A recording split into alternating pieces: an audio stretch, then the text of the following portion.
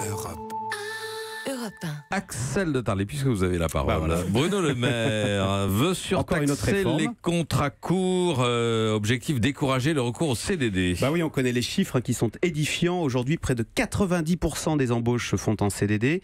Et ces CDD sont de plus en plus courts, à peine un jour, près d'une fois sur 3. Alors comment se projeter dans la vie professionnelle, dans ces conditions, et même dans sa vie personnelle? On sait très bien que c'est très difficile de trouver un logement quand on est en CDD. Ça s'appelle la précarité. Voilà, d'où l'idée proposée hier par notre prix Nobel d'économie Jean Tirole dans le Journal du Dimanche et reprise dans la foulée par Bruno Le Maire.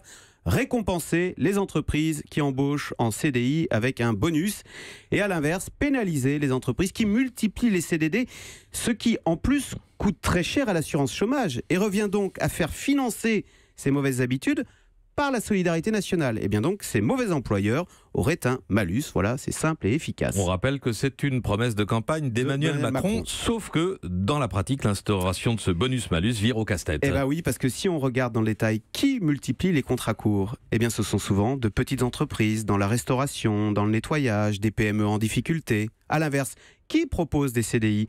Eh bien ce sont des grands groupes, les banques, les assurances. Donc vous voyez, avec ce système, pour faire simple, on va favoriser les grandes entreprises du CAC 40 et pénaliser nos PME qui font vivre des millions de Français. D'ailleurs, immédiatement hier, Bruno Le Maire, après avoir dit que bien sûr, il soutenait cette idée du bonus-malus, il a immédiatement ajouté « Attention toutefois à ne pas fragiliser nos petites entreprises ». Et donc on ne fait rien pour lutter contre la précarité dans le monde du travail. Alors si, il y a une idée qui est en cours, là, qui est de regarder secteur par secteur quelles sont les pratiques, les habitudes, par exemple dans la restauration, et ensuite de voir par rapport à ces pratiques, quels sont les bons et les mauvais employeurs, ceux qui abusent et ceux qui font des efforts pour embaucher en CDI et qui seraient ainsi récompensés. Donc des négociations sont en cours dans les branches, mais vous voyez bien le risque, c'est qu'on arrive à une usine à gaz avec des systèmes différents, secteur par secteur, et c'est bien là tout le drame de la politique, c'est que souvent, derrière les idées les plus simples, se cache une infinie complexité.